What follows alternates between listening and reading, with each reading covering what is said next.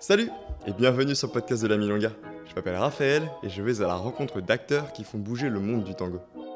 À travers ces échanges, mon objectif est de mieux comprendre cet univers, acquérir des clés pour progresser et aussi pour m'inspirer pour faire évoluer ma danse. Alors si vous aussi vous voulez en apprendre plus sur le tango, eh bien je vous propose de venir avec moi pour rencontrer ces danseurs. Bonne écoute!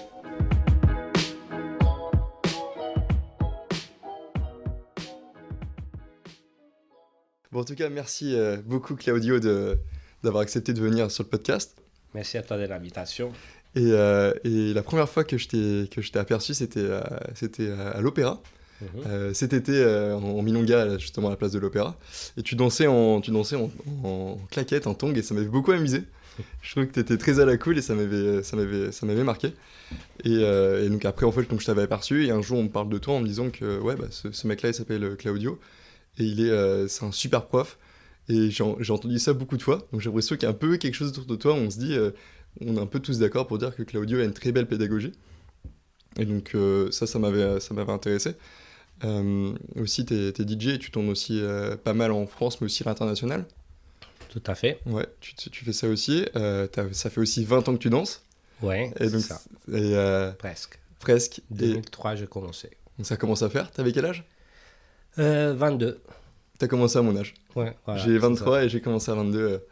Et donc je pense pas non plus prendre trop de risques quand on s'appelle Claudio Coppola à dire que t'es du coup italien. Tu te trompes pas. Ouais. Je me trompe pas. Donc voilà pour toutes ces choses-là par rapport au fait que bah, tu es DJ et que moi je connais pas encore beaucoup de choses par rapport à la musique, par rapport au fait que j'ai entendu beaucoup de choses par rapport à ta pédagogie. Je suis curieux de savoir qu'est-ce que tu peux nous apprendre par rapport à ça, par rapport à ton approche toi en tout cas du tango, et aussi bah, par rapport au fait que bah, à partir du moment où on a 20 ans de tango, on a aussi beaucoup d'expérience, on a fait beaucoup de choses. Et donc par rapport à ces choses-là, moi j'avais envie de te rencontrer. Bah voilà, on est là. On est là. Voilà. Ça fait combien de temps que tu es à Paris ? Je suis arrivé, si je ne me trompe pas, 2011. 2011, et Ouais. ça te plaît ? Oui, ça va. Et après, le tango, ça aide. Je crois, peu importe quelle ville au monde tu vas, si tu danses le tango, l'expérience, ça passe mieux. Tu t'intègres plus facilement ? Ouais.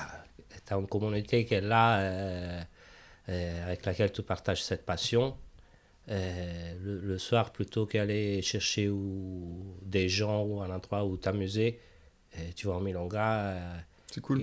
il y a des bras qui t'attendent, de la belle musique, et ça change l'expérience de la vie. Ouais, c'est clair, parce que maintenant aussi, maintenant que je fais du tango, parfois quand je vais dans d'autres villes, je regarde toujours un peu où il peut y avoir des milongas, parce qu'en fait ça permet de rencontrer du monde et même de danser, parce que c'est bien de danser.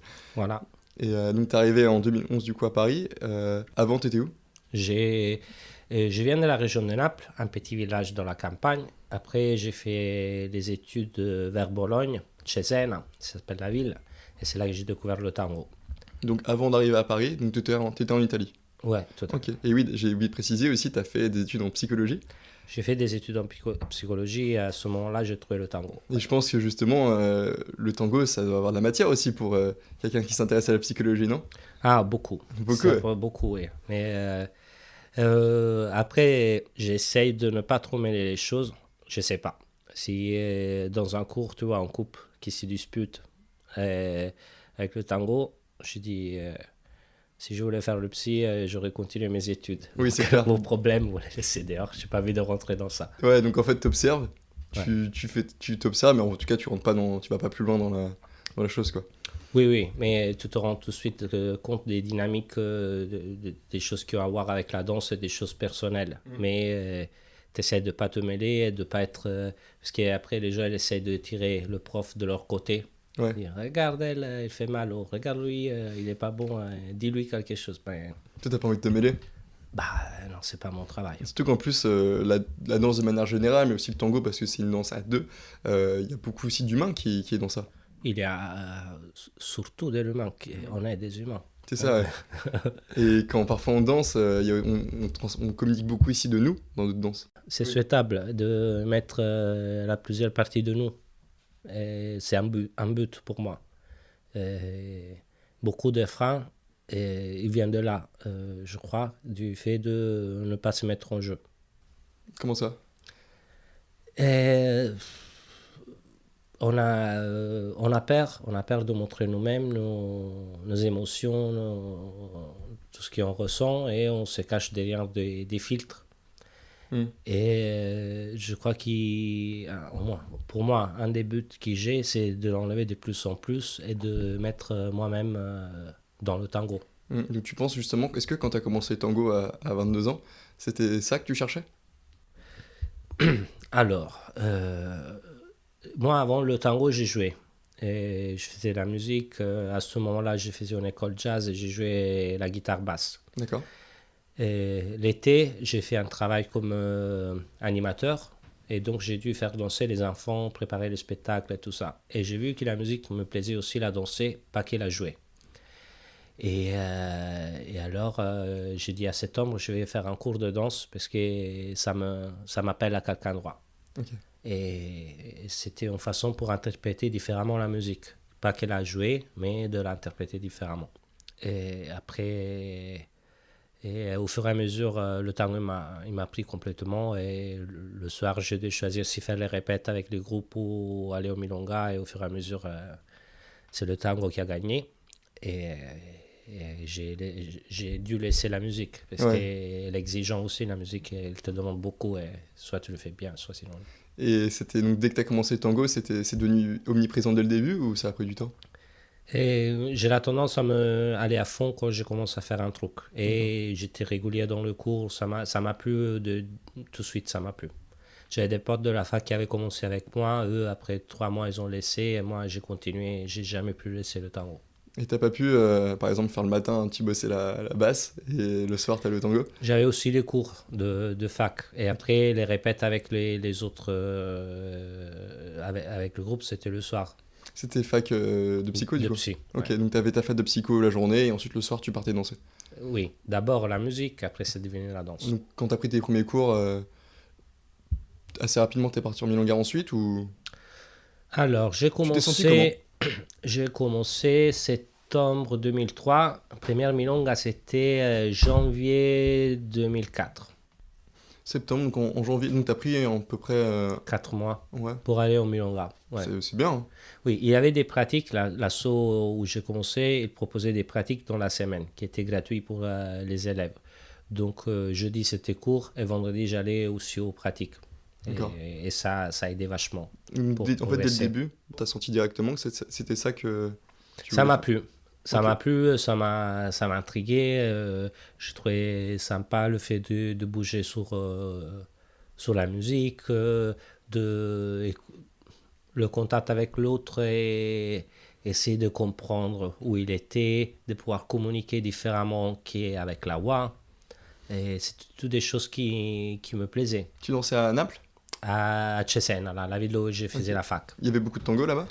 Non, c'était en Provence, en Italie, 2003. Moi, j'étais le neveu des gens qui dansaient, même pas le fils. Ok. C'était, toi, il y avait un décalage énorme. Ouais. Ouais. Et donc, t'as voulu assez rapidement bouger, non? Oui, alors j'ai fait première année dans cet assaut, qui c'était un assaut un peu... il essayait de garder les élèves avec eux. Donc, je ne savais pas, à ce moment-là, il n'avait pas Facebook, hein. Il avait rien. Tu parlais avec les gens et tu savais les choses. Moi, je connaissais juste les milongas organisés par l'assaut. L'été, je suis allé dans un bar, je parlais avec le barman, il m'a parlé, il dit, je connais un autre tanguero. Et ce gars, il m'a commencé à dire, et on s'est écrit, et il m'a dit, je vais danser à Bologne. Et c'était genre, waouh, le monde, la grande ville où on danse le tango. Il m'a fait connaître du tango dehors de l'assaut. Donc, la deuxième année, j'ai quitté l'assaut, je prenais à ce moment-là déjà 4 cours par semaine. Ah oui, La donc deuxième c'est année. beaucoup. Oui, je refaisais le cours débutant 2 fois comme helper Hmm. et les cours inter-1 avec 2 assauts différents. Et je faisais 60 km le mardi et 80 km le jeudi pour prendre mes cours. C'est fou. Oui, Et c'était toujours les mêmes profs ou des profs différents? c'était des profs différents. Oui, j'ai changé. Après, voilà, la première année, c'était celle-là proposée par l'assaut. Et j'ai eu la chance, j'ai eu des très bons profs. Et après, tu allais chercher celle-là qui te plaisait. Et c'était qui tes profs? Le premier, c'était Javier Antar et Maria Truba, qui maintenant, ils sont plus ensemble, ils dansent plus ensemble.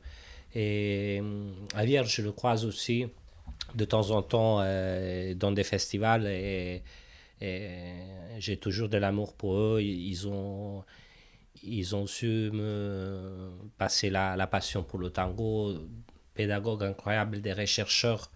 Et toi, sa passion, c'est vraiment la recherche. Voilà. J'ai eu vraiment la chance que cette année-là, juste pour cette année, ils passaient à Cesena, à cette petite ville de profs si forts. C'est des profs réputés? Et dans le milieu de Buenos Aires, Javier Antar, c'est quelqu'un. T'avais pas peur parfois si tu prenais autant de cours de mélanger toutes les infos et de... Oui, et ça m'est arrivé. Et j'ai été tordu à continuer. Je me suis dit, à ce moment-là, je comprends rien. Et j'essaie, toi, surtout, la deuxième année, j'allais dans deux écoles avec pédagogie complètement différente. Un, c'était plutôt salon, l'autre était tango nuevo. Donc, mardi, j'apprenais un truc. Jeudi, j'apprenais complètement différentes choses. Vendredi, j'avais mal à la tête. Je ne savais pas quoi faire. Mais à la fin de l'année, quand les cours sont terminés, je sortais, je crois que mon corps a fait à résumer des choses, oui, à digérer un peu les infos et à faire un résumé des choses qui m'intéressaient de l'un de l'autre. Et donc, au final, même si j'ai vécu des moments vraiment où je ne savais pas, je me suis un peu laissé aller et dit, il ne faut pas tout comprendre, mais prends, là c'est le moment de prendre. Et au final, je suis content d'avoir fait ça. C'est quoi la différence entre le tango nuevo et le tango... Salon? Ouais. Alors, aujourd'hui, on parle, heureusement pour moi, on parle plus trop de ces différences. Avant, tu avais ces trois grandes catégories, tango milonguero, tango salon et tango nuevo. Le tango salon, comme il dit le mot, c'est cela qui se danse dans le salon, dans les salles de danse. C'est un tango plutôt élégant, et où il cherche la ligne, ouvert. exactement, il cherche, et plus ouvert en termes de posture, pas en termes de distance. La brasso, ça peut être un peu AV, et surtout, ça qui est cherché, c'est le style, l'élégance, des grands pas, toi, tu avais des parquets aussi, voilà. Tango Nuevo, c'est ce qu'on appelle aujourd'hui Tango Nuevo, c'est cela qui est né dans les années 80-90, amené par les études et la recherche de Naveira, Salas, Veron. Et, tout le mouvement qui était après suivi par Ciccio Frumboli et toute cette génération. Et tango milonguero, c'est un tango un peu plus où la brasse est plus intime, où notamment tu avais moins d'espace dans les milongas, donc tout était plus petit, plus fermé. Et historiquement, apparemment, c'est plus ancien. Ça à vérifier, mais... En 2022, est-ce qu'on fait moins la différence entre ces trois types de... Je sens qu'il y a un peu moins. Okay. Je sens qu'il y a un peu moins de ça. Il y a quelqu'un encore qui fait référence à ces styles. Mais je vois de plus en plus des gens qui ont envie de danser plutôt qu'ils rechercher un style. Maintenant, ça qu'on voit beaucoup, c'est surtout quelque chose qui engage les championnats. Donc, c'est là où les scénarios. Tu as des gens qui font des chorégraphies et scénarios qui font et là, tu as un style un peu plus spécifique, recherché. Ou sinon, les gens qui vont au milonga. D'accord. Donc quand tu commençais tes cours, donc tu disais pendant tes 2 années que tu faisais beaucoup de tango. Tu faisais ça parce que tu avais un objectif derrière, tu voulais être danseur, ou parce qu'en fait, tout simplement au début, ça te faisait du bien en fait de partir danser, ça te procurait... Oui, ça me plaisait. J'étais une éponge. J'avais jamais trouvé dans ma vie quelque chose qui me plaisait autant. Et voilà. Et donc j'avais envie d'apprendre, d'être un bon danseur. Et donc j'allais chercher les meilleurs profs dans la région, et voilà. Et assez rapidement, tu arrives à comprendre vite les choses au niveau du tango, ou c'était difficile? Les premières 3 mois, c'était un peu une catastrophe. Excepté le côté musical rythmique, je me débrouillais. Et j'avais une idée du tango, et quelque chose d'un peu macho entre guillemets. Il faut être rigide, belle posture, toi tout droit. Je marchais comme les militaires, toi, les jambes droites, tout ça. Ouais. C'était une catastrophe. Après, je voyais mon prof, il avait une marche tout félin, tout souple. J'ai dit, c'est beau ça qu'il fait, j'aime ça qu'il fait, pourquoi ne pas l'imiter? Et donc là, ça m'a fait un clic et je commençais à abandonner l'idée que j'avais du tango pour aller derrière à la réalité. D'accord. Et ça m'a fait un clic et depuis là, ça a commencé à... Voilà, À dérouler. tout était plus simple. Ok. Et donc, du coup, tu as fait ces 2 années. Et ensuite, comment c'était la suite après dans ton apprentissage? J'ai continué à prendre des cours et plusieurs cours par semaine pendant au moins 5 années, jusqu'à un moment qu'un de mes profs il m'a dit l'année prochaine on va donner des cours ensemble. Un des cours on va le faire ensemble sur la musicalité et tout ça. Et bon, si ton prof il commence à te proposer de donner des cours avec lui, tu commences à te poser la question de dire bon, peut-être que ça je pourrais le faire aussi comme travail. Et t'avais quel âge à ce moment-là? Ça c'était autour du 2009. 2009. 2009, ouais. Et donc, en fait, à côté de ça, tu travaillais ou t'étais vraiment... Je faisais des petits Ouais. je travaillais un peu et avec la musique et les travails que tu fais pendant la fac dans la restauration, Ouais. surtout. Et je pense que tu devais justement avoir une belle musicalité par rapport au fait que tu as fait de la musique. Je pense que surtout quand on fait de la basse, le rythme, on se débrouille bien, non? Oui, ça va, ça va. Ouais, je pense que oui, ça va. Donc après, donc c'est comme ça qu'en fait, après, assez naturellement, tu as commencé à donner des cours par le biais de ce prof-là. Oui, des autres gens dans cette ville, ils me demandaient des cours privés aussi. Et donc, j'ai commencé à donner des cours dans la fac d'abord. Et voilà, c'était pas évident de passer de l'autre côté pour moi, mais voilà. Un problème de légitimité? Oui, bien sûr. Oui, oui. Mais même, regarde, Javier, mon premier prof, aux premières années, il a fait qu'une année là dans cette école. Déjà, aux premières années, il m'avait dit, tu vas voir combien tu vas apprendre quand tu commenceras à donner des cours. Lui, il avait vu loin. Il m'avait vu et donc ça, j'ai eu le souvenir de ça et j'ai dit, bon, je vais donner des cours aussi pour apprendre. Et c'est complètement vrai. Les choses que j'ai apprises depuis que j'ai dans des cours, je ne devrais pas le dire, mais des fois, je me sens que je devrais moins payer les élèves. C'est un échange et ça t'enrichit, ça t'oblige à réfléchir sur les choses. Pour expliquer, il faut les comprendre. Et, et voilà, une fois quand tu les comprends bien, tu les maîtrises mieux. Ça devait être une période hyper enrichissante pour toi. Si, et ça continue, hein, ça Ouais, c'est continue. clair. Ouais, parce que après, tu arrivé à Paris et tu continues en fait les cours. Alors, aux premières années, non, j'ai pas commencé tout de suite à donner des cours. C'était une nouvelle communauté, personne ne me connaît. Ouais. Paris, elle est plein de bons profs et Paris attendait pas Claudio Coppola pour donner des cours Oui, de je, tango. je- je me doute, ouais.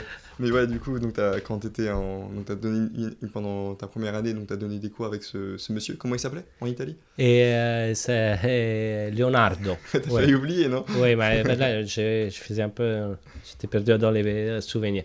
J'ai donné les cours avec une copine à nous, voilà, elle s'appelait Sabrina, c'était ma première partenaire.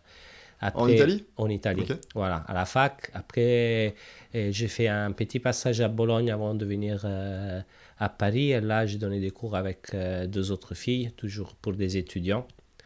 Et après, je suis venu à Paris, 2011. Ok. Et qu'est-ce qui a fait que tu as voulu aller à Paris? Bah, l'amour. Tout simplement. Ouais, une Ok. fille. J'ai connu une fille dans le tango et voilà. Tu l'as rencontré en Italie ou c'était... J'ai rencontré en Espagne un festival de tango à Sitges. C'est un festival magnifique. Et voilà, au fur et à mesure, on a commencé une histoire. Et d'abord, elle est venue à Bologne une année. On a vécu ensemble là. Et après, on est venu à Paris. Elle était française, D'accord. parisienne. Et après, donc, comme tu as dit, donc, quand tu arrives à Paris, donc première année, tu ne donnais pas de cours parce que, personne, comme tu disais, personne ne te connaît. Et donc, comment tu as fait en fait pour t'intégrer sur la scène parisienne? Est-ce que tu as... Vas-y, dis-moi. Bah, quelques cours particuliers, je le donnais. Après, voilà, en sortant Milonga, voilà, il y a eu des copines qui étaient profs qui cherchaient des partenaires et m'ont demandé si je voulais donner des cours. T'allais danser où en 2011? Hein? T'allais danser où en 2011? C'était les mêmes endroits que maintenant ou... Alors, il y avait le loft, il y avait toujours. On s'est vu hier. Ouais, Là, moi, j'habitais à côté, j'allais tous les mardis. Il y t'étais avait là. le chantier qui était assez fort. Et les samedis, c'était chantier jusqu'à des fois 8h, 9h du matin. Et, Ça, c'est cool, ça. ouais, Il n'y a plus ça maintenant. ouais. Il y avait le... Et maintenant, tu as le Garonne qui termine assez tard, mais c'est une fois par mois. D'accord. Tu avais le Collettivo, qui maintenant s'appelle la Milonda. Et c'était les jeudis, et c'était un autre grand milonga. Et le parloir, toujours à Montreuil. Bah, comme maintenant, tu peux danser tous les soirs. Ouais, ça c'est cool à Paris. C'était une belle époque pour toi quand t'arrivais à... Le rêve, C'est vrai? bah oui. Tu as un niveau assez fort, surtout par rapport à où je venais, le niveau est plus grand. Et c'était Disneyland. C'est vrai? Oui, oui. Ça t'a impressionné au début alors ou... Bah, c'était des gens qui, pas mal, j'avais déjà rencontré dans les événements, dans les marathons en Europe ou dans les festivals. C'était des gens que je connaissais déjà et avec lesquels je m'amusais à... Après, ça impressionne la concentration de bons danseurs. Et bon, et quelques danseurs aussi étaient impressionnants. Ouais. C'est ça qui est, je trouve ça super cool aussi dans le tango, c'est qu'en fait c'est un petit monde, enfin il y a beaucoup de monde en même temps, c'est un petit monde où tout le monde se connaît. Ouais. Donc au final en fait tu crées des liens hyper facilement où justement bah t'as commencé en Italie et quand t'arrives à Paris, tu connaissais du monde. Oui, mais le tango brise les murs sociaux. Et la première chose que tu dois faire, c'est prendre dans le bras quelqu'un qui tu ne sais pas le nom, tu ne sais rien de cette personne. Tu démarres déjà de ça. Ça, c'est le minimum. Et toi, par rapport à peu importe quelle chose, je sais pas, tu es au métro, à côté, à 2 cm de quelqu'un, et tu ne te regardes même pas. Et ça, c'est plus simple. C'est plus simple à rencontrer des gens. Et ma maison, c'est un port de mer. Et j'héberge des gens, soit qui je connais, soit qui sont potes de potes, qui ils ont besoin. Et pareil, moi, je suis hébergé par des gens qui ne me connaissent même pas, juste parce qu'un pote il a dit, toi, c'est sympa ça. Oui, carrément ouais. Ouais. C'est hyper agréable. Voilà, tu vois, tu dis, tu regardes sur Internet et où aller danser quand tu vas dans une ville autre que Paris. Bientôt, tu connaîtras assez de gens pour demander à eux directement, est-ce que tu connais quelqu'un à, je sais pas, Marseille? Et si c'est pas lui, un pote à lui, il connaît quelqu'un à Marseille qui va te dire où aller danser. C'est trop bien. Ouais. Je pense que surtout maintenant quand on a 20 ans de tango, tu commences aussi je pense à avoir beaucoup, à connaître beaucoup de gens et c'est aussi hyper agréable. Oui. Donc du coup ouais, donc ça fait donc, ces premières années donc à Paris comme tu as dit que c'était le rêve. Ouais. Et donc ensuite comment ça s'est passé par rapport à... Une copine, Delphine Blanco, elle m'a cherché un partenaire pour donner des cours. Elle m'a demandé si je voulais le donner avec elle. Je dis oui et on a travaillé ensemble pour plusieurs années. Et c'est là que du coup là t'es des nouveaux profs, Ouais. t'as appris encore de nouveau plein de choses parce que... Ouais. Oui, tout à fait. Et qu'est-ce qui te plaisait dans la pédagogie? Qu'est-ce qui te plaisait justement en fait dans cette chose-là de donner des cours? Bah, pour moi, c'est un peu un casse-tête. J'adore les casse-têtes. C'est comme un polar. Et tu te mets là, et tu regardes tes élèves, tu dis, bon, ils font comme ça. Comme, pourquoi ils font ça? Comme on pourrait faire différemment. Et ça demande une grande honnêteté. Il faut être vraiment, pour moi, il faut être vraiment honnête pour aller trouver le noyau. C'est-à-dire, c'est quoi vraiment le point? Qu'est-ce qu'il y a derrière? Pourquoi c'est ce mouvement et pas un autre, peut-être pas celui proposé, mais ils font comme ça? Quelle est la raison? Et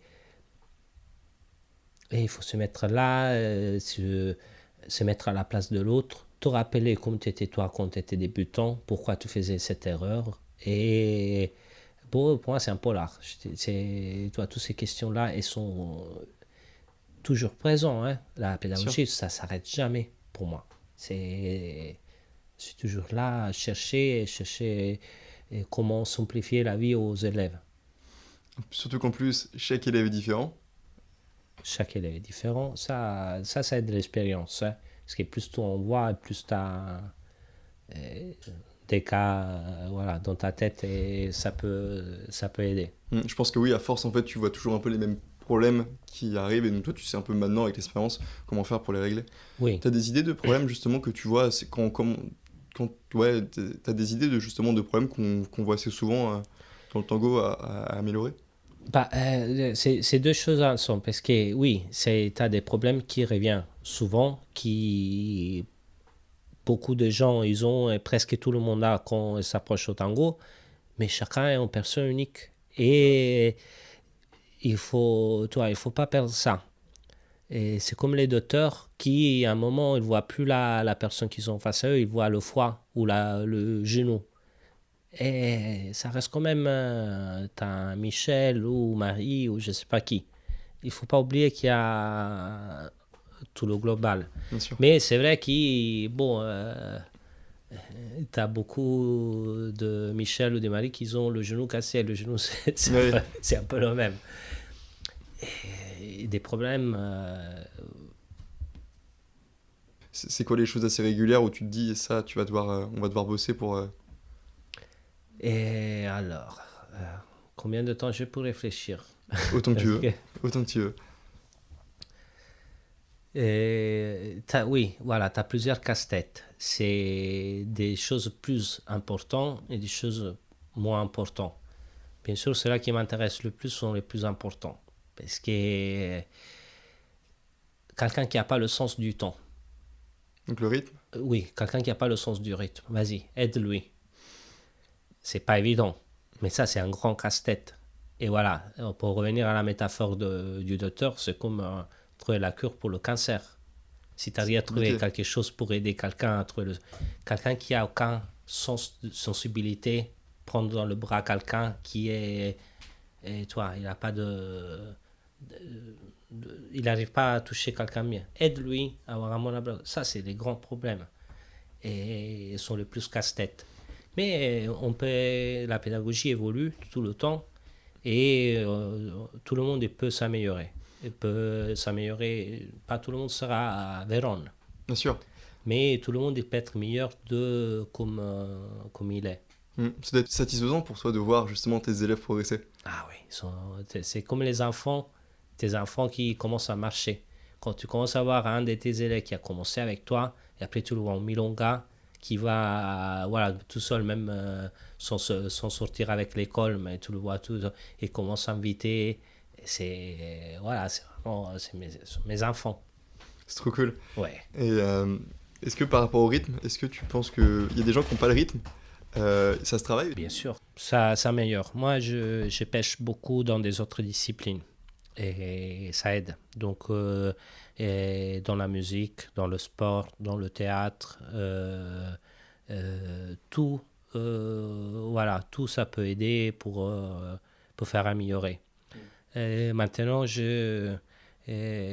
par rapport aux problèmes sur la musique, je suis en train de regarder quelque chose qui m'a parlé, un ex-prof à moi de piano. C'est une méthode d'Alcroze, je crois qu'il s'appelle. C'est quelqu'un qui apprenait la musique aux enfants en utilisant des jeux. D'accord. Et il a quelque chose de très intéressant là. Donc c'est quelque chose que tu pourrais conseiller aux personnes qui veulent progresser en rythme? Pas encore parce que je suis en train de rechercher. Ok, d'accord. Je sais pas. Mais bien sûr. Et après, par exemple, si quelqu'un il a des problèmes avec le canal auditif, tu peux passer par le visuel, faire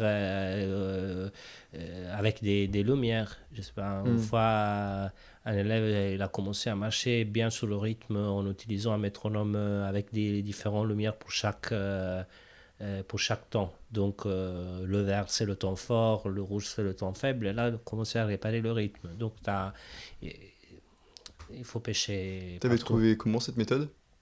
En cherchant. Ok, c'est une belle méthode. Oui, par exemple. Ça fait penser, donc en cherchant des choses sur toi, j'ai trouvé une phrase que tu avais écrite que je trouve très, très amusante, et j'aimerais bien que tu m'en parles plus. Est-ce que tu peux la lire? Ah, se hai capito il tango te l'hanno spiegato male. Si tu as compris le tango, ils te l'ont mal expliqué. Par rapport à cette phrase, qu'est-ce que tu peux... Oui, ça peut sembler un peu contradictoire. Moi, je me sens cette contradiction, moi, mais La cohérence est sous-valuée dans le monde, je trouve. C'est vrai? Oui, on est incohérent. Les gens sont incohérents. On n'est pas Pourquoi être forcément cohérent? Ça fait bien à la tête de penser d'être cohérent. Ça s'amplifie, non? Mais non, on est incohérent. Et oui, moi je donne des cours de tango, mais je crois dans le mystère du tango, dans la magie du tango, dans le fait qu'il pas tout explicable, que les meilleures choses sont les choses plus... C'est celles-là que tu comprends pas. Tu sais pas pourquoi, tu sais pas quoi. Et en même temps, je donne des cours de tango, donc j'ai la prétention de savoir des choses. C'est vrai. Ouais, c'est ça. Je suis incohérent. Ah, mais ouais, j'ai beaucoup aimé cette phrase en tout cas. Ouais, je l'avais pris, j'avoue, c'est un peu péché par, je crois, Ne la... le dis pas, garde le mythe. On Je dirait que garde c'est, le mythe. on dirait que c'est de toi. Non, ok, c'est à moi. Ouais, ça te... Vas-y. Après, non, je rigole si tu veux dire, Ouais. vas-y. C'était quelque chose par rapport je sais pas si c'est un art d'écriture genre poésie mais je me rappelle plus. C'est un truc très loin dans la mémoire. On a parlé aussi avant de commencer le podcast que tu as fait aussi des stages avec justement Chicho, Pablo. Ouais, tout à fait. Et quelle période ça? Bah, Chicho Frumboli, je crois que tous les années, au moins à Buenos Aires, il propose une semaine de séminaire intensif où tu fais 4 heures au moins par jour de cours. Et C'était, chaque année, c'est sur un thème différent. donc t'es parti à Buenos Aires pour travailler, enfin pour te former? Oui, bah oui, T'es obligé? c'est la Mecque. C'est vrai? Il faut y passer une fois dans la vie, sinon, non, il faut le tampon de Buenos Aires. C'est vrai? Et donc t'avais quel âge quand t'es allé? C'est une belle question. Je crois que je suis allé 2 fois pour moi, chaque fois. Et c'était 2012, 2013, je sais plus. Ouais, écoute, Donc t'es pas, ouais. ça fait longtemps. Ok. Et il continue à faire des stages justement, Chicho? Ça, je crois qu'il le propose tous les années. Et pas qu'à Buenos Aires, aussi en Europe. Sauf qu'à Buenos Aires, c'est moins cher. Deux, les gens qui prennent le cours avec Chicho sont les gens qui viennent ici et font des stages. Tu avais un niveau. Toi, chaque cours, c'était suffisant pour travailler au moins 6 mois. Chaque cours de 2 heures. Pardon. Pas qu'un problème. Et cette année, il proposait, et chaque année, il change le sujet. Cette année, il proposait, comme dans le stage, et comment travailler nous quand on a pris le tango. Donc, c'était pas sur un pas spécifique, c'était sur une méthodologie de travail. C'était juste génial de montrer, ok, quand on travaillait les sakadas, nous on faisait comme ça. Il montrait comment il faisait, après tu dois te débrouiller. Il t'aidait pas beaucoup, hein, aussi parce qu'il y avait une centaine de personnes entre les deux cours. C'était Pondé, c'était Milonga, qui est des profs, très haut niveau. C'est super ça comme stage. Incroyable, c'était étonnant. Je te dis, chaque cours, tu avais matériel de travail pour 6 mois. Mais c'était des bons pédagogues, enfin c'était ouais, des bons profs quand même? Ah, Ça va vite. ça c'est... Écoute, pas forcément. Et ça dépend qu'est-ce qui t'entend pour pédagogie. D'un côté, oui, il te laissait beaucoup seul. Il avait cette phrase, il disait, si tu connais la question, tu connais la réponse. Et donc, débrouille-toi. Et c'est une approche. Et peut-être que c'est le meilleur. Et j'ai du mal à juger des monstres comme Chicho. Bien sûr. Mais c'est pas le mien. Moi, j'ai un autre tic, bien sûr. Il ne faut pas donner à manger avec le cuillère dans la bouche à l'élève. Il faut qu'il lui aussi il soit moteur et il cherche aussi. Mais de là, des fois, on peut l'aider aussi. C'est ce que tu appliques aussi toi du coup dans ton travail avec tes élèves? Oui, des fois, il faut donner un coup dans les fesses, les faire bouger, les faire être plus actives et quand tu es trop là à les aider, ça les fait progresser moins. Mais il faut calibrer ça. Et c'était intéressant aussi ce que tu racontais donc avant qu'on fasse ce podcast par rapport au séminaire que tu avais fait avec Chicho, dans le sens où parfois il s'appelait à pas d'heure avec Gustavo Navera, parce qu'il réfléchissait sur un pas. Oui, bien sûr. Oui, il racontait. Là, vraiment, il nous a filé pas que la méthodologie aussi, la passion. Ne deviens pas Chicho Frumboli comme ça. t'es quelqu'un de passionné, de malade de tango 24 heures sur 24. Et quand je dis 24 heures sur 24, c'est 24 heures sur 24. Il s'appelait le soir en rentrant de Milonga et il appelait à, je sais pas, à Navel ou à Chicho à Navel, il disait mais là si après un sacada on veut mettre un soltada et voilà dans un cruise qu'est-ce que je sais pas hein, je dis non pas. Oui, bien sûr. Comment on pourrait faire et l'autre il réfléchissait toute la nuit, le lendemain il se voyait et il travaillait sur ça et voilà c'est une obsession. Le tango, pour des gens comme ça, c'est une obsession. Et voilà. C'est quelque chose de propre à Chicho, à Sébastien Arce, à Pablo Verón ou à d'autres? À ma connaissance, je dirais oui, que c'est une obsession un peu pour pas mal de gens qui sont à ce niveau-là. Ouais. D'accord. Le génie, l'artiste qui il sort et arrive à certains niveaux sans beaucoup travailler, sans être obsédé par sa matière, c'est plutôt un rêve, c'est un sur un million. C'est pas un chaque son.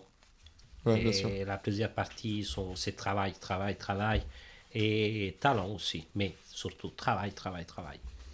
T'as eu des périodes, toi, justement, de travail comme ça? Oui, oui, bien sûr. Hmm. Mes premières années, Ouais, c'était ça, quoi. je rêvais de tango. Ouais, j'ai ça aussi, man. J'ai ça Ouais. aussi. Ben oui. C'est mes premières années, donc Ben, forcément. tu rêves du tango. Ouais.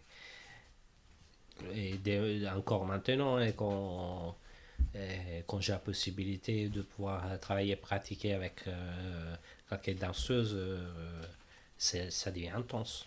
Est-ce que toi aussi, quand tu vas te coucher, parfois tu danses encore dans ta tête? Bien sûr. Moi, j'ai ça aussi quand je reviens de Milonga, bah, par exemple, hier, Ouais. on s'est croisés. En fait, à chaque fois que je vais en Milonga, quand je reviens, je danse encore avant d'aller me coucher, quoi. C'est assez drôle comme sensation. C'est un des mes moments préférés. Tu rentres de Milonga, tu te fais à manger, tu prépares un truc à manger, et là, tu te souviens des bons moments que tu as eu et les sensations qui t'ont encore imprégnées de la Milonga. C'est un de mes moments préférés.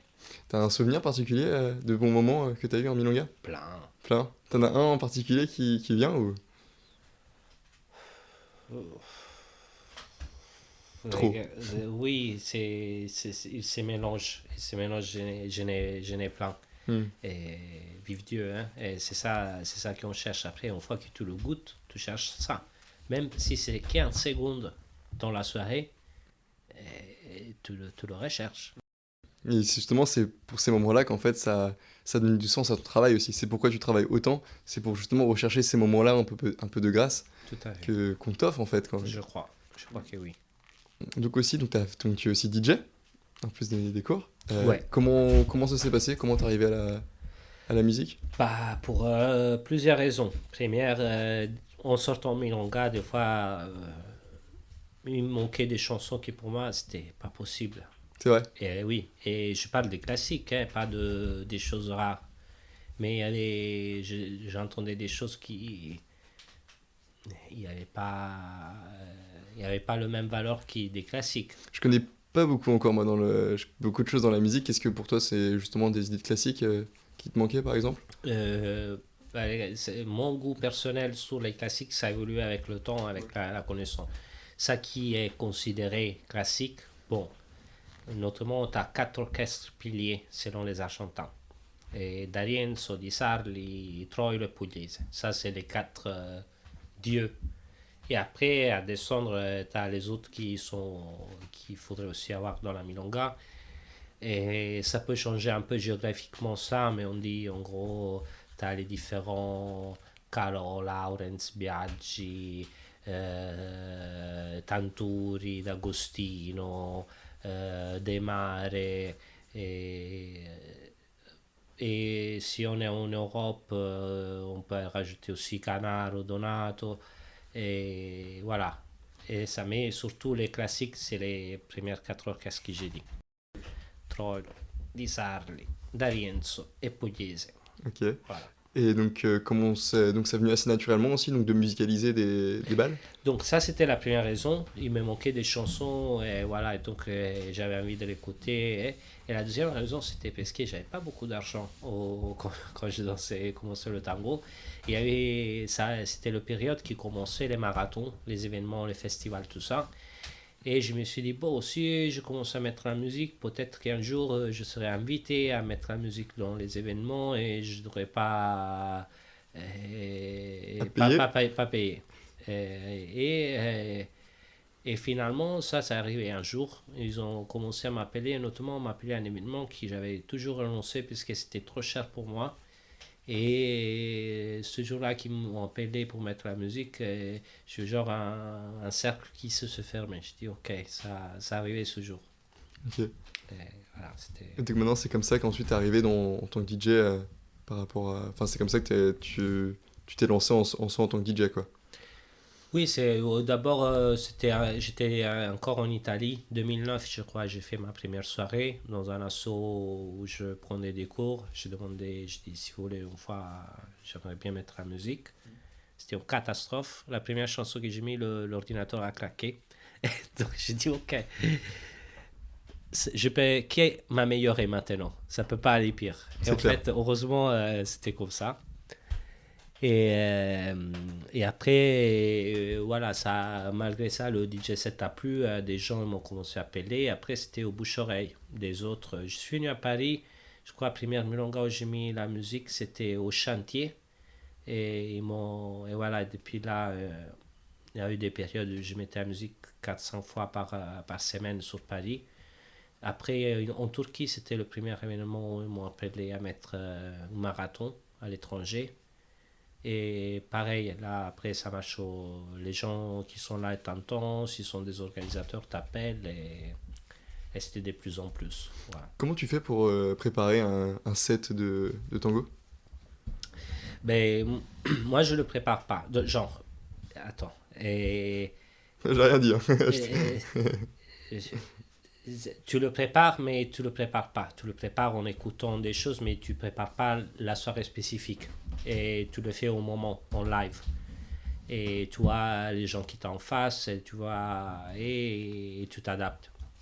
Mais bien sûr, à la maison, il a beaucoup d'heures d'écoute et d'essais. Et tu dis, bon, après ce morceau, qu'est-ce que je peux mettre? Peut-être je peux mettre ça. Et tu essayes, tu vois, ça marche bien, ça sonne bien. Ou sinon, mais maintenant, et depuis presque toujours, j'essaie de faire ça au moment. Parce qu'on m'avait parlé aussi que quand tu prépares un set de tango, il faut faire attention aussi à mettre, t'inquiète, à mettre les orchestres, enfin les orchestrations de la même année, la même époque, au même endroit, pas tout Si, mélanger. si, ça c'est comme ça marche aux soirées classiques. C'est quoi Aux les codes? soirées, bon, première, la soirée est organisée par Tanda, qui c'est un groupe de morceaux, trois ou surtout quatre, qui sont de la même orchestre, de la même époque. Et possiblement, si c'est chanté avec le même chanteur, si c'est instrumental, tout instrumental. Ça, c'est, je te dis, la théorie. Après, il y a des dérivations. Et donc, et ça, c'est parce que si tu invites une fille ou une personne sur un tango, au moins pour quatre morceaux, tu sais que le mood, ça sera le même. Ok. Donc, s'il y a une personne qui t'aime danser, tu sais que c'est quelqu'un péchu, il a un tanda, ça commence un tanda qui est péchu, tu sais que pour quatre morceaux avec cette personne, tu peux te trouver bien. Et donc, tu as quatre tangos, cortina, quatre tangos, cortina, trois valses, cortina, tango, tango, milonga. Ça, c'est la structure classique. Tango, tango, valse, tango, tango, milonga. Après, il y a beaucoup d'exceptions. Il y a des gens qui font des tandas de trois tangos. Tu as certains qui font pas la rotation tango, tango, valse, tango, tango. Il y a des discussions entières. Il y a des groupes de DJ où se font des discussions sur ça, laquelle c'est mieux. Il y a qui est souple dans ça, ça dépend du contexte. Il y a qui est rigide, voilà. Mais ça, c'est le basique. Ok, bah justement, c'est intéressant que tu en parles parce que je me demandais comment ça fonctionne. Je sens une structure en fait de set. Parce qu'à chaque fois, je me dis, bon, bah là, ça va être quoi? Ça va être valse, ça va être milonga, ça va être tango. Et en fait, c'est toujours. Un DJ qui fait classique traditionnel, il te fait un tanda de tango, tango, valse, tango, tango, milonga. Donc si tu as un tanda de valse, tu sais que les deux prochaines, ce sera deux tango. Okay. Et un milonga, ça arrive dans trois tandas. Et donc, donc après, quand c'est des tandas de tango, c'est soit 3 ou soit 4 morceaux. Oui, normalement, là, 90% il en met 4. Après, j'entends de plus en plus ne faire 3. Et après, c'est aussi régional. Par exemple, à Naples, pendant une période, l'été, il passe des tandas de 3 tangos. Ce qui fait très chaud et donc c'est mieux de s'arrêter un peu plus souvent. En Russie, souvent, tu as les valses qui sont. Les tandas de valse, c'est de 4 valses, c'est pas de 3. Ici, normalement, c'est 3 valses et 3 milongas. Et donc, c'est aussi des habitudes régionaux. Qu'est-ce qui te plaît, toi, justement, à musicaliser des événements? Faire danser les gens? Oui, c'est un peu l'objectif. Essayer de faire danser la plusieurs parties des gens possible. Ça se fait un lien, ça se crée un lien avec les gens. Quand, au moins, tu essaies de créer un lien. Et je crois qu'une soirée, ça marche bien quand tu as créé ce lien. Je commence à me relaxer un peu en console quand je vois les gens qui, pendant la cortina, ils ne partent pas forcément de la piste, ils restent dans la piste. Ça veut dire qu'ils commencent à te faire confiance, qu'ils se disent, bon, la prochaine tanda, ça ne peut pas être de la merde. Ça, on pourrait la danser. Et tu crées des émotions, tu fais vivre des émotions à eux avec l'enchaînement des chansons. Et voilà, et c'est beau de les voir émus sur quelque chose qui t'a lui proposé. Et tu vois, qui quand ils passent en face à la console, ils te font un sourire, ou ils te font un cœur, parce qu'ils étaient touchés par quelque chose qui a touché à toi aussi. C'est un partage, ça fait bien. C'est vrai, je pense que j'imagine bien quand à partir du moment où tu proposes en fait des musiques et que les gens dansent sur ce que tu proposes, ça touche toujours, toujours touchant. Oui. T'as la pression aussi quand tu commences toujours des mix de tango? Toujours. Même chaque tanda que tu lances, c'est comme si tu allumes du feu. Tu ne sais pas s'il va prendre. Donc, tu attends que le feu prend. Et doucement, les gens rentrent dans la piste. Et quand tu commences à voir la piste plus ou moins pleine, tu dis, ah, ok, ça a marché. Mais sinon, les premières secondes, c'est la goutte de transpiration qui chaque tanda, tout le temps. C'est vrai que c'est grâce à vous aussi si on passe une bonne soirée. Oui, des fois c'est aussi malgré le DJ qu'on passe une bonne soirée. Hein. C'est vrai? Oui, des soirées, j'ai vécu des soirées qui marchaient bien malgré le DJ, pas grâce au DJ. Le DJ, c'est un des ingrédients de la soirée, très important. C'est comme la farine dans la pizza. C'est très important. Une bonne farine et tout ça, mais c'est pas le seul. T'as la sauce tomate, t'as la mozzarella, t'as la levure, t'as l'eau. C'est vrai. Et le DJ, c'est un des ingrédients, mais c'est pas le seul. T'as l'organisateur, t'as les gens. Et si t'es dans un événement, t'as aussi qu'est-ce qui est genre au marathon, t'as aussi qu'est-ce qui a fait le DJ avant toi. Quel type de onde a créé. Si c'est un festival, t'as un show qui c'est un autre des ingrédients. Et un concert, si tu as un concert, ça fait partie de la pizza. C'est vrai, ouais. Voilà. Et, oui, une synergie. Le DJ, c'est important, mais c'est pas le seul. Et j'ai vécu des soirées qui marchaient bien malgré le DJ, et qui mettait de la musique de merde, ou des soirées qui allaient mal malgré le fait que le DJ mettait de la super bonne musique. Oui, donc c'est un mélange en fait de plein de choses qui font que tu passeras plus ou moins une bonne soirée. Ouais. T'as des DJ toi qui t'inspirent? Ah, plein. C'est vrai? Ouais. Pourquoi? Lesquels et pourquoi? Et j'aime bien les DJ fins. Et bon, après, je sais pas si c'est culturel, mais beaucoup qui j'aime sont italiens. Mais je crois que je suis pas le seul. Parce que les DJ italiens, tu les vois tourner dans beaucoup d'événements. Genre toi? Et moi aussi, oui. Mais tu sais, c'est aussi au mode. Hein.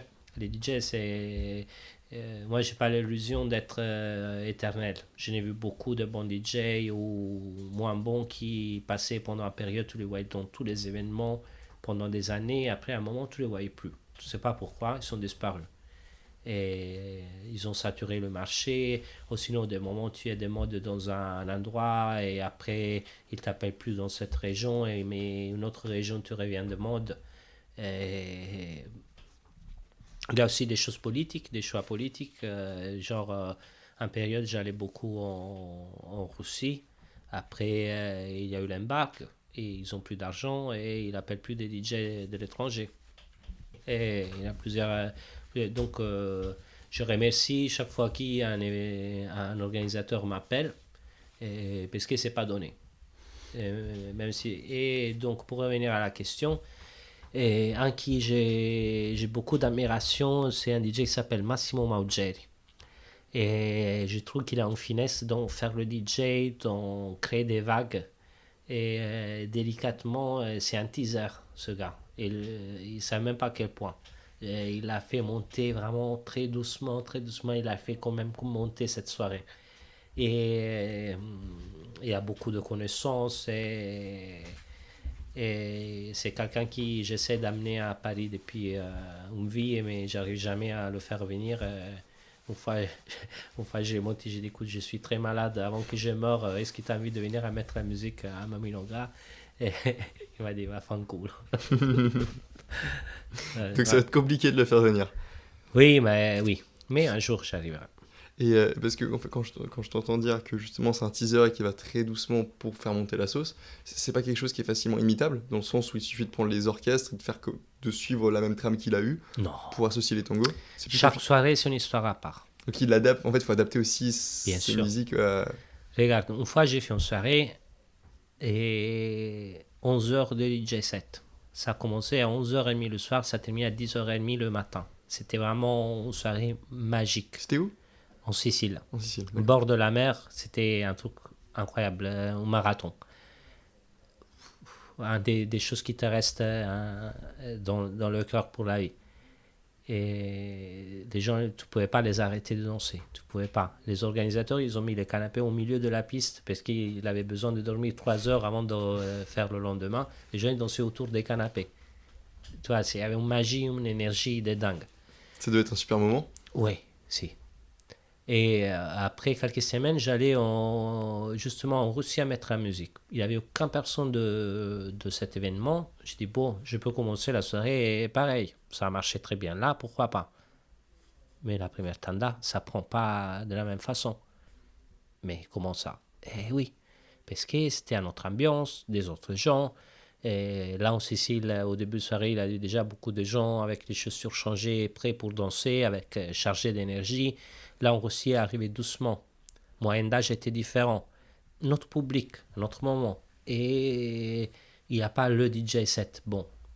Il n'y a pas le bon DJ set. J'ai connu des DJ qui t'aimaient pour différents événements la même musique. Qui tu l'écoutes 4-5 fois et tu connais la playlist par cœur. Il tourne un an et demi, tu ne le vois plus après. Et donc, le DJ set parfait, c'est celui qui s'adapte mieux au public qui t'a. Ça doit être compliqué. C'est beau. Écoute, il y a pire dans la vie. Hein. Oui, c'est vrai. Après, de toute façon, c'est ton métier aussi. Mais c'est un travail, c'est pas donné. C'est pas donné. Mais je ne vais même pas faire passer l'idée que le DJ, c'est... Toi, c'est... Des fois, tu as une playlist et ça passe très bien la soirée aussi. Hein. Ouais, donc, c'est cool, c'est clair. Toi, je ne vais pas faire passer l'idée que le DJ, c'est un grand artiste. Parmi tous les arts, je ne sais pas, sont 7 les arts, non? Oui, il y a 7 arts, ouais. DJ, c'est je crois, ouais. 9e, 10e place, ça vient après, oui, je comprends, ouais. Après les autres. Je comprends. Aussi, ça fait 20 ans aussi, du coup, que tu danses. Est-ce que tu as vu le tango évoluer? Si, heureusement. Heureusement? Oui. Et dans le sens que le tango, pour moi, c'est un art, et c'est un art vivant. C'est pas une représentation de comment danser, c'est pas dans les années 30 ou 40. Et comme tous les arts, ça évolue et s'adapte à la culture, au moment historique que tu es. Et on ne va pas dans les caves à faire des dessins maintenant. Non, on a des tableaux différents. C'est un art, la peinture, et ça s'évolue avec la culture et tout ça. Pareil, le tango. Et, bon, quelque chose qui est très évident et clair comme changement, c'est le fait que de plus en plus, il y a des changes de rôle où le genre est moins mélangé au rôle, et moins lié au rôle de tango. Tu as de plus en plus de filles qui guident, de plus en plus d'hommes qui suivent. Ça, c'est un changement assez important, je trouve. Et je crois que ça va continuer. Ok. Et les styles de tango sont plus mélangés, comme je disais tout à l'heure. T'as moins de genre milonguero, salon, nuevo, mais tu peux voir quelqu'un qui te fait un pas salon, un pas nuevo dans la même chanson, et ça va. Et tu es toujours, parce que vu que, comme tu dis, ça a évolué, tu te sens toujours en phase avec cette évolution ou parfois ça te parle pas trop? Il y a des choses où je me sens moins en phase. Mais peut-être plus pour ces choses-là, je crois que moi j'ai changé plus, et je pense pas que ça a changé le tango. Je cherche des choses différentes par rapport à ça que j'ai cherché avant. D'accord, donc oui, tu as de nouvelles questions qui arrivent, tu as de nouvelles questions en fait qui viennent. Des nouvelles exigences. Exigences. Si. Et avant, dans la musicalité, je cherchais des choses. Et par exemple, la communauté de tango de Paris, pour moi, c'était le top. Maintenant, je cherche autre chose. Et la musicalité qu'il y a à Paris, il me parle un peu moins. Tu trouves que ça danse, du coup, où ça danse comme ça pourrait te parler? Et ça, maintenant, la musicalité que je cherche, et je la trouve ponctuellement. Une danseuse d'un endroit, une danseuse d'un autre endroit, et il n'y a pas en région. Tu trouves que selon les endroits, selon les villes ou les pays, ça danse différemment? Si, si. Ça parle aussi dans les régions. Je sais pas, en Turquie, les gens aiment beaucoup la musique rythmique. Et alors, ils vont pas mal sur ça, même s'ils regardent beaucoup l'élégance aussi. Le style, c'est très important aussi de se montrer, par exemple. Et oui, les régions influencent aussi la façon de danser. Mais après, t'as des perles qui sont patries. Sont et des danseurs qui, oui, ils ont bien sûr des origines qui fait partie qui est dans leur tango, mais sont patries et sont des gens qui dansent. Bien sûr. Et voilà, je crois que je cherche un peu ça. Ok. Et vu qu'on arrive à la fin de l'entretien aussi, j'ai des questions un peu plus rapides. Il y a aussi des choses qui te fatiguent dans le tango? Maintenant que tu en fais depuis 20 ans, est-ce qu'il y a des choses maintenant que tu te dis, bon, ça, il serait temps que ça change, ou même de manière générale? Oui, j'ai des choses qui me fatiguent. L'hypocrisie me fatigue. Le politically correct, ça me fatigue. Mais je crois pas que dans le tango, dans la vie en général. Oui, mais je trouve qu'il y a quand même assez marqué dans le tango. Oui. Surtout certaines choses, on ne peut pas en parler. Il faut suivre la ligne politique voilà. Et il y a une certaine aussi tendance à se décharger de responsabilités. Si quelque chose ne marche pas, c'est les autres. C'est un peu comme le trafic. Il y a le trafic. Quelqu'un qui est dans la voiture dit ça merde le trafic, mais le trafic, c'est nous. Tu penses à ça quand tu danses justement à quelqu'un et tu reproches à l'autre de ne pas arriver à faire le pas? Et donc tu dis que c'est l'autre alors que c'est juste toi peut-être qui le guide mal? C'est dans ce sens-là que tu dis ça? Je pensais pas forcément à ça, mais ça pourrait être... ça peut être un bon exemple aussi, oui. Mais, oui, je pensais pas forcément à ça, mais ça peut être un exemple. Parce que je pense aussi en tant que DJ, tu dois aussi entendre parler de choses par rapport à justement on invite ce DJ-là, mais pas celui-ci. Enfin, il doit y avoir aussi pas mal d'histoires autour de ça. Parfois, c'est assez complexe, je pense, non? Là, oui. Pourquoi on invite un DJ et L'autre, pas un autre? Il y ouais. a aussi des raisons politiques. C'est ça. Souvent, ça arrive qu'il y ait des organisateurs invitent un autre organisateur. Comme ça, lui, il t'invite à toi dans son événement. Toi, des échanges, des trucs un peu tristes, je trouve. Et... oui. Après, par exemple, pour revenir au DJ et la question de tout à l'heure, tu as des DJ qui te peuvent dire il se prend pas la responsabilité, ils disent bon, les gens ne comprennent pas ma musique. Et vraiment, c'est toi qui es payé. C'est toi qui devrais comprendre les gens. C'est pas les gens qui doivent comprendre toi. Complètement. Donc, ça, je trouve une façon de responsabiliser. Il faut parfois qu'ils se remettent aussi en question, c'est ça. Plus que de dire rejeter la faute sur les autres, mais... Oui. Ça t'arrive, toi, parfois, de te dire... t'as des remises en question dans le sens, tu dis merde, là j'ai mal fait ça. Ah oui, bien sûr. On peut rater une performance, tout le monde. Je connais pas un DJ qui a fait le 100% des soirées bien. Hein. Et puis même quand tu commences, même en fait, c'est mon pote est un DJ qui j'admire, il a raté des soirées. Hein. Heureusement, on n'est pas des robots. Des machines, oui, c'est ça, ouais. Mais ça fait aussi d'autre côté qui tu peux faire des soirées magnifiques avec un touche d'art. C'est clair. Moi, je l'ai raté. Hein. Moi, je l'ai raté et je continue à les rater. Mais tu rates de moins en moins. Hein? Tu rates de moins en moins. Je sais pas. Ça, des fois, c'est aussi le moment que tu vis. Hein. Il y a eu des moments où j'étais un peu plus déprimé, un peu plus triston. Et donc, là, j'ai eu des baisses dans cette période-là. Là, ça va plutôt bien. Bon, c'est cool. Du coup, là, tu fais des gros mix de ouf. Ça va, oui. Après, je me réécoute les soirées que j'ai fait et je trouve toujours le poil qui j'aime pas. Je dis, là, j'aurais pu mettre ça plutôt que ça, une cortina plutôt qu'un autre, ce passage-là, et ça s'est fait améliorer. Ok.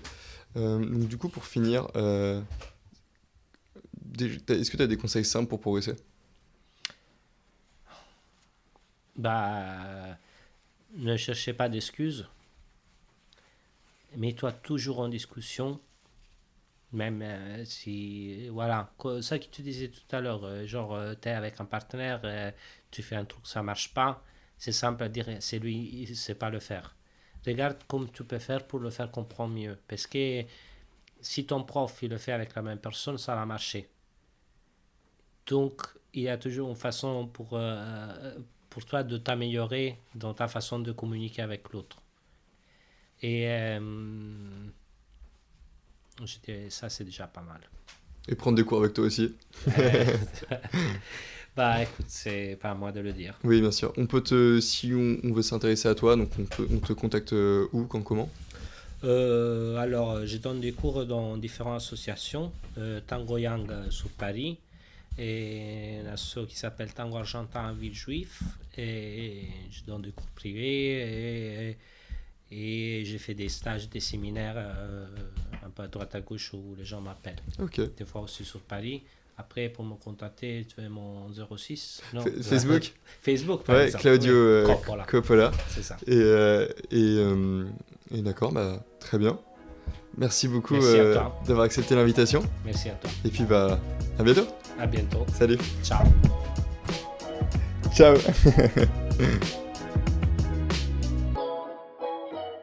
Voilà, l'épisode est terminé. Merci beaucoup d'avoir écouté jusqu'au bout. Et si cela vous a plu, n'hésitez pas à vous abonner, à mettre 5 étoiles sur les plateformes et me suivre sur Instagram à lamilonga.podcast. À bientôt et surtout, dansez bien.